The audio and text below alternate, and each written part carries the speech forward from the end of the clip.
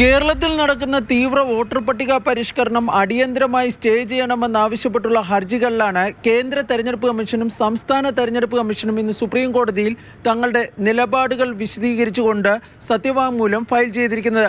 കേരളത്തിലെ SIR ഒരു കാരണവശാലും മാറ്റിവയ്ക്കാനാകില്ല എന്നാണ് കേന്ദ്ര തെരഞ്ഞെടുപ്പ് കമ്മീഷന്റെ നിലപാട്. 90%-ലധികം എന്യൂമറേഷൻ ഫോമുകൾ ഇതിനോടകം വിതരണം ചെയ്തു കഴിഞ്ഞു.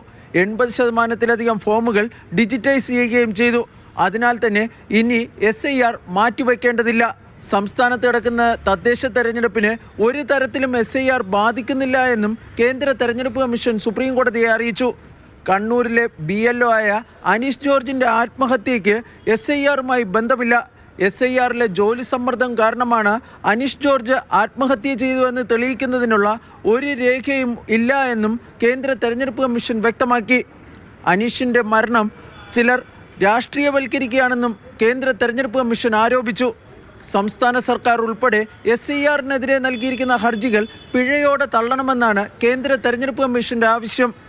ഇതിനിടെ സംസ്ഥാന തെരഞ്ഞെടുപ്പ് കമ്മീഷൻ നിലവിൽ കേരളത്തിൽ നടക്കുന്ന തദ്ദേശ തെരഞ്ഞെടുപ്പ് നടപടികളിൽ ഒരു പ്രതിസന്ധിയും ഇല്ല എന്ന് വ്യക്തമാക്കി സുപ്രീം കോടതിയിൽ സത്യവാങ്മൂലം ഫയൽ ചെയ്തു. തദ്ദേശ തെരഞ്ഞെടുപ്പിൻ്റെ പ്രവർത്തനങ്ങളിൽ ഏർപ്പെട്ടിരിക്കുന്നവർ SIR-ൻ്റെ പ്രവർത്തനങ്ങളിൽ ഏർപ്പെടുന്നില്ല എന്നാണ് സംസ്ഥാന തെരഞ്ഞെടുപ്പ് കമ്മീഷൻ സുപ്രീം കോടതിയെ അറിയിച്ചിരിക്കുന്നത്. എന്നാൽ കേരളത്തിൽ നടക്കുന്ന തദ്ദേശ തെരഞ്ഞെടുപ്പിൻ്റെ പ്രവർത്തനങ്ങളെ SIR ബാധിക്കാതിരിക്കാനുള്ള നടപടികൾ കേന്ദ്ര തെരഞ്ഞെടുപ്പ് കമ്മീഷൻ സ്വീകരിക്കണമെന്നും തദ്ദേശ തെരഞ്ഞെടുപ്പ് കമ്മീഷൻ ആവശ്യപ്പെടുന്നുണ്ട്. കേരളത്തിൽ നിന്നുള്ള ഹർജികൾ ചീഫ് ജസ്റ്റിസ് സൂര്യകാന്തിൻ്റെ അധ്യക്ഷതയിലുള്ള ബെഞ്ച് നാളെ പരിഗണിക്കും. B. ബാലഗോപാൽ, മാതൃഭൂമി ന്യൂസ്, ഡൽഹി.